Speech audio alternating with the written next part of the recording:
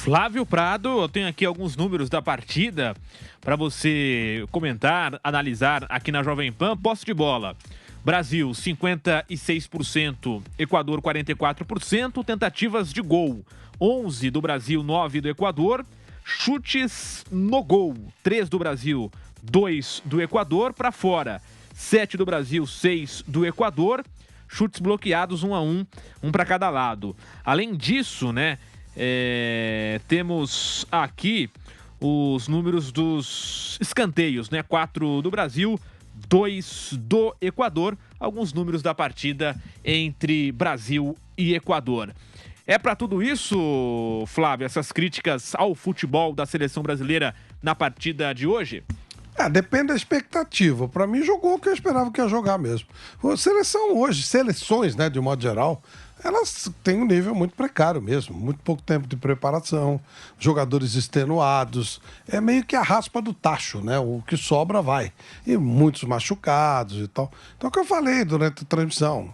Você tem uma Espanha jogando futebol de um nível legal, porque ela tem uma ideia de jogo já criada faz tempo. O mesmo se aplica à seleção francesa. Quem mais você pode colocar? A Itália do Mantini lá atrás conseguiu por um período, depois acabou nem indo para a Copa do Mundo. E aqui é meio que assim, né? Meio que sobrevivência. Jogo ruim, né? Mas eu não esperava muito mais que isso, não. Sinceramente, tinha que ganhar. Ganhou, mas é pro gasto, né?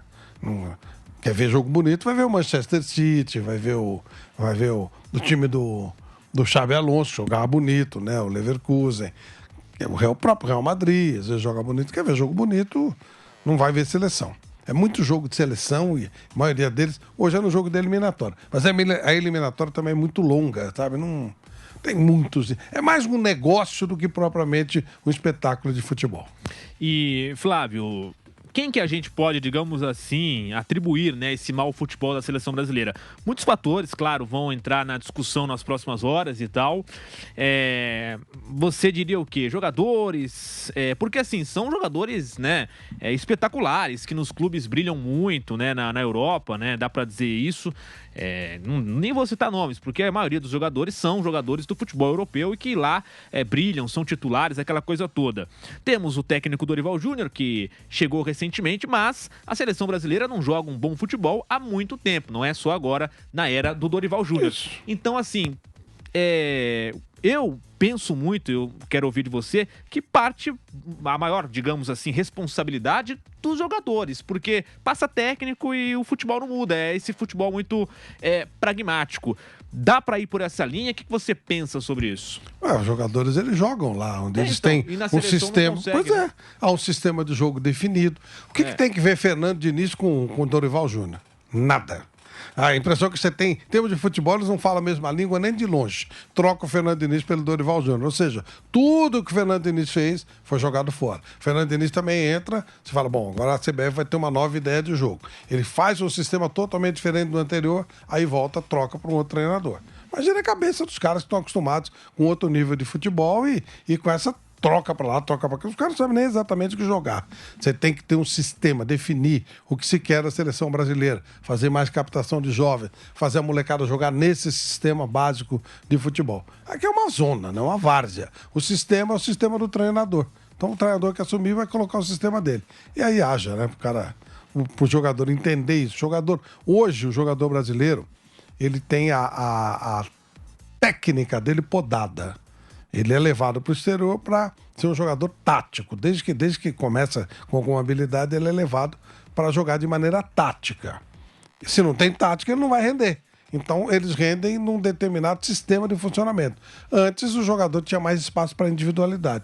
Hoje não tem, ele não tem, né? De um modo geral, o jogador é. Então, você tem um Guardiola, que faz uma exceção e tal. Mas, normalmente, o jogador ele é travado em nome do todo. Se você precisa do todo, você precisa do grupo. Não tem treinamento, você não vai ter grupo. Então não vai funcionar mesmo. Os caras são muito bons jogadores. Eles vão sair daí na terça-feira, vão voltar para os seus times e vão render um bom futebol. Claro que vão render. Dá para discutir o nível do Estevão? Se olha o Estevão aqui, parecia um iniciante de futebol. Você nem fala que ele é profissional. A gente sabe, o Estevão é bom jogador? É ótimo jogador. O Vini Júnior é bom jogador? É ótimo jogador. Dorival é bom técnico? É bom técnico. Tá. Mas e aí? Johan Cruyff falava, se você colocar 11 craques, você tem 11 jogadores hábeis, não um time de futebol. É muito diferente. E, de novo, eu repito, qual a ideia de jogo da seleção brasileira? Se perguntar pro... Eu sempre esqueço o nome dele porque ele não é importante. O presidente da CBF... Reginaldo. Qual o sistema, qual a ideia de jogo da seleção brasileira? Provavelmente ele responderá. O que é a ideia de jogo? E aí não dá, né, velho? Aí não tem jeito. É isso que o Flávio falou, né, Boni? É realmente muito pertinente, porque assim, essa questão aí da tática, até para um time que não treina, é muito importante. Você tem ali, por exemplo... jogadores excelentes, como o Flávio citou, e eu também tinha falado, né? Jogadores espetaculares que nos clubes brilham, mas que na seleção acaba não indo bem. E isso parte muito realmente do sistema tático, do técnico. E aí são dois problemas, né? Não tem tempo para treinar, porque você vem ali de um jogo para o outro, é um período muito curto, né? De treinos nas eliminatórias ou quando tem amistoso. E a outra questão é reunir, né, tantos talentos. Às vezes o técnico também tem essa dificuldade de reunir grandes talentos e montar um time que seja competitivo. Então são três fatores, né? A questão da tática, a questão dos próprios jogadores, de talvez em algum momento assumir mais dessa responsabilidade, e essa questão aí do técnico, né? Enfim, a seleção brasileira deixando muito a desejar, Boni. Deixando muito a desejar, e acho que é isso, vai muito da responsabilidade de cada parte. Concordo com o Flávio que a maior culpada é a CBF, e acho que o grande exemplo dessa desorganização, até voltando para o Fernando Diniz, é o jeito que aconteceu tudo, né? O Fernando Diniz é anunciado como o precursor, né, o interino, para que o Ancelotti pudesse jogar, pudesse treinar a seleção brasileira depois, chegar depois do final do contrato dele com o Real Madrid. Essa era a ideia e pelo menos o que foi anunciado pelo Edinaldo Rodrigues. E ele anunciou o Fernando Diniz como interino porque e elogiando o estilo de jogo do Fernando Diniz, dizendo que é uma prévia ali, algo parecido com que o Ancelotti gosta, então por isso ele foi escolhido para ser o interino. Aí não consegue o Ancelotti, na solução rápida, porque ele tem que achar alguém, ele já tinha sido afastado da presidência, quando volta o Ancelotti já tinha renovado com o Real Madrid, então ele precisava dar uma resposta para apagar, pelo menos naquele momento, o fogo que ele criou de ter anunciado o cara um ano antes. Um cara que estava empregado e que tinha contrato válido. E aí trouxe o Dorival Júnior, que também não vai nada a ver com que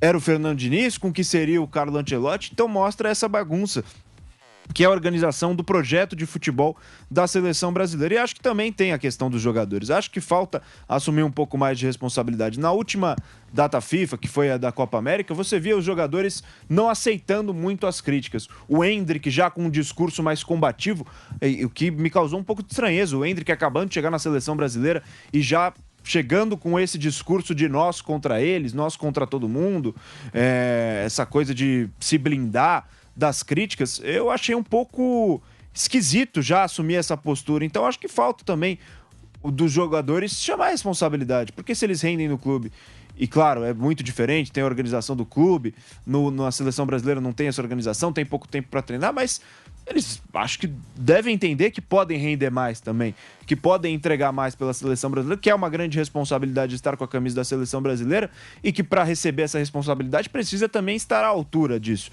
Então acho que é muito culpa de todo mundo ali esse momento que vive a seleção, culpa da CBF pela organização, eu diria culpa do Dorival, mas eu nem acho que o Dorival deveria estar ali, eu não acho que ele tem o nível para a seleção brasileira, acho um bom treinador, mas não acho que é um nível suficiente para a seleção brasileira, mas foi chamado, ele tem que aceitar, né? É uma oportunidade de ouro para a carreira dele, então mas acho que tem também a culpa dele, mas mais porque eu não acho que ele tenha o nível para estar naquela posição, e também a culpa dos jogadores que, querendo ou não conseguem repetir suas boas atuações que tem nos clubes. De fato, é um futebol que tem que ser criticado, dá para jogar mais, precisa jogar mais, e até, né, não é novidade para ninguém essas atuações ruins, esse futebol apático, esse afastamento, né, dos jogadores da seleção com os torcedores. Tudo isso gera também uma certa, em alguns momentos, uma revolta do torcedor brasileiro com a seleção. Nós notamos ali quando tem convocação, o torcedor do Flamengo, do Corinthians, do Palmeiras, do São Paulo fica pé da vida em ter que liberar, né, o seu atleta, o seu jogador para a seleção brasileira. O que em outros tempos isso era impensável, né? Todo mundo queria ver o jogador na seleção, uma valorização do trabalho. Hoje eu só vejo o jogador feliz, né? O jogador, o empresário, porque acaba valorizando o trabalho do jogador, valoriza também, claro, mais pra frente, se o jogador quiser, né, sair, ir para outro clube, né, ir pra seleção também, tem essa valorização, mas aquela aproximação, né? Aquela proximidade de torcedor e seleção já não existe mais, muito por culpa disso, né? É uma seleção que joga mal, um futebol apático e os jogadores que não têm nenhuma identificação. Eu posso até comparar, Boni, não sei se você vai concordar, a Argentina nos últimos anos passou por momentos também parecidos, assim, de jogar mal e tal, mas nunca faltou identificação da seleção com o torcedor. Na seleção brasileira é diferente, não tem futebol, não tem identificação, não tem nada, né? E agora a Argentina conseguiu reverter essa situação, foi campeã do mundo, campeã da Copa América, liderando agora as eliminatórias. Tem essa diferença também, né? Além do mau futebol, o Brasil não tem identificação nenhuma com o torcedor, o que deixa a situação mais, digamos assim, ruim. O Boni vai falar daqui a pouquinho, também o Flávio com a gente aqui no pós-jogo da Jovem Pan, dessa seleção brasileira, que agora volta a campo, né, contra o Paraguai na próxima terça-feira, o jogo fora de casa, e claro, a Jovem Pan também vai acompanhar para você. E aí, Vitor Boni? Eu concordo com você, você citou a Argentina nessa questão da identificação. O jogador que era menos identificado até o título da Copa América de 2021 era justamente o Messi, que passou a carreira inteira fora da Argentina, né? Começou no Barcelona e ficou o Barcelona a carreira inteira. E foi muito criticado, né, durante muito tempo por não conseguir os títulos, e era um agravante ali, os torcedores criticavam ainda mais, dizendo que ele não era um argentino de verdade, que não tinha identificação com o povo argentino. E é hoje isso que a gente vê na seleção brasileira, né? Um time que não tem essa identificação com o torcedor às vezes nem sabe quem é o cara que está lá, é um cara que saiu com 17, 18 anos, jogou pouco no futebol brasileiro e floresceu na carreira já no futebol europeu. Então, às vezes, o torcedor comum, o torcedor médio, já nem sabe mais quem é o jogador que está usando a camisa da seleção. E acho que falta muito disso, né? Falta. E essa questão da identificação também é prejudicada pela própria organização, pela própria CBF, que monta um calendário enxuto, que não dá essa... Finge, né? Finge que para a data FIFA, fala, não, esse ano nós vamos parar para a data FIFA. Aí não para na Copa América, e a data FIFA, na verdade, ela termina na terça e já tem jogo de clube na quarta. Então não é uma parada para a data FIFA, né? Não é uma parada que deixa o jogador descansar, que deixa o jogador se recuperar para que ele possa defender o clube também. Então fica nessa enganação, tentando se enganar todo mundo falando que para a data FIFA, que a gente sabe que não é o que acontece de verdade, e aí o torcedor ele fica bravo, né? Quando o jogador do time dele vai para a seleção. Porque fala que pode lesionar, pode acontecer qualquer coisa, vai ficar cansado pro jogo de mata-mata, pro jogo de Copa do Brasil. É só ver o que aconteceu com o Pedro. Vai ficar fora da temporada. Artilheiro do Brasil, tava 4 gols, se não me engano, do recorde pessoal dele, né? Era uma peça importante pro Flamengo na sequência da temporada. Quando vai servir a seleção, se lesiona e fica de fora do restante do ano. Aí o torcedor vai ficar bravo mesmo. Fala o Neymar, né? O Neymar tá parado há um ano também por causa da seleção. Neymar parado há um ano. Você pode se machucar em qualquer lugar, mas machucou na seleção. Exato. Isso enche o saco, porque o que o torcedor ganha com isso? O torcedor, ele torce pro time, gente. Pro clube. Clube acima da seleção, muitas vezes. Se fizer uma pesquisa, o cara sempre prefere ganhar o Campeonato Paulista ou que a seleção brasileira ganhe a Copa do Mundo. Capaz de dar 90% que o time dele ganha o Campeonato Paulista. Sim. Não é o brasileiro e Libertadores, nossa senhora. O cara troca 5 Copas por uma Libertadores. Fácil. E exatamente isso, né, Flávio? Para você comentar um pouco mais, a gente falou, né, dessa questão aí que o torcedor hoje tá, digamos assim, pé da vida com a seleção brasileira, para não falar outra coisa, né? Muito por conta disso, da identificação, da seleção acaba atrapalhando, né, o clube, volta lesionado o jogador, tem um calendário, tem toda essa questão, assim, e fica até difícil também, né? Porque não tem, aí você até brinca, né? Aquela história de empurrar o time, né? Não tem nem isso no estádio, porque o torcedor que vai lá também vai, assim, só pra ver o jogador do Real Madrid, né? Não é. Não vai pra torcer pra seleção, ele vai vir pra o Vinícius Júnior do Real Madrid, né? O Rodrigo, dá pra ver o jogador. Mas não é torcedor de futebol que vai ver jogo da seleção. Se você for lá, você vai ver aqueles almofadinhas, aqueles caras que... é o acontecimento social da semana. Sim. Então, quando começaram com esse mimimi aí, 600 pau pra ver o jogo da seleção, mas o cara que vai, ele é acontecimento social, vai lá pra tirar selfie e tal. Difícil. Eu lembro aqui na Copa, os caras faziam pesquisa, terminava o jogo. Foi feita uma pesquisa séria na USP, um professor Ari Rocco, um querido companheiro, amigo. E ele fez uma pesquisa, ele comandou uma pesquisa na Copa do Mundo, né, sobre o que era impactou e tal. 70% dos jogos que eles cobriram, que não envolvia a seleção brasileira, quando terminava o jogo, eles pesquisavam as pessoas. Elas não sabiam que o jogo era. Caramba. 70% erravam. Acertava um time ou outro. Claro, a Argentina e tal. Mas tipo assim, sei lá, Bélgica e Japão. O cara passava batido. Não sabia. Ou seja, outro tipo de público, né? Não é o torcedor normal, não é o torcedor normal de futebol, não tá nem aí, ele quer saber do time dele. E o torcedor tá aqui também, se ganhar ou perder, tanto faz. É que é interessante fazer H e tal, mas não acho que ninguém... Se ganhar a Copa, ok, vira todo mundo herói, né? Que eu também acho um baita exagero isso. E se perder, nada serviu, foi tudo mal feito. Por exemplo, eu acho que o trabalho do Tito na seleção foi bem feito. Concordo. Aí ele perdeu... Perdeu para 2 seleções fortes, para a Croácia e para a Bélgica, e acabou ficando como se tivesse sido um trabalho terrível, inútil e que tinha que ser totalmente trocado. Não, me parece que fez algum efeito dentro do que se esperava, né?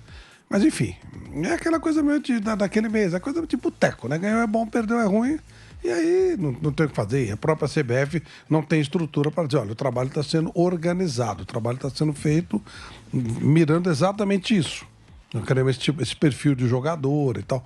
O jogador que é chamado não é o jogador que aparece no perfil de uma ideia de jogo, e sim aquele que aparece como jogador de bom nível. Então, claro, qualquer um convocaria o Estevão, qualquer um convocaria o Hendrick, mas é muito casual, né? Muito ocasional. Eles servem para o projeto de jogo da seleção? Não, eles servem para ser atrações e obrigatoriamente serem chamados pelo treinador. É esse o ponto. Exatamente. E agora, né? A seleção brasileira, como eu disse, ocupa a 4ª posição, né? São 10 pontos em 7 jogos, 3 vitórias, 1 empate e 3 derrotas. Marcou 9 gols, sofreu 7, tem um saldo de 2, 47% de aproveitamento.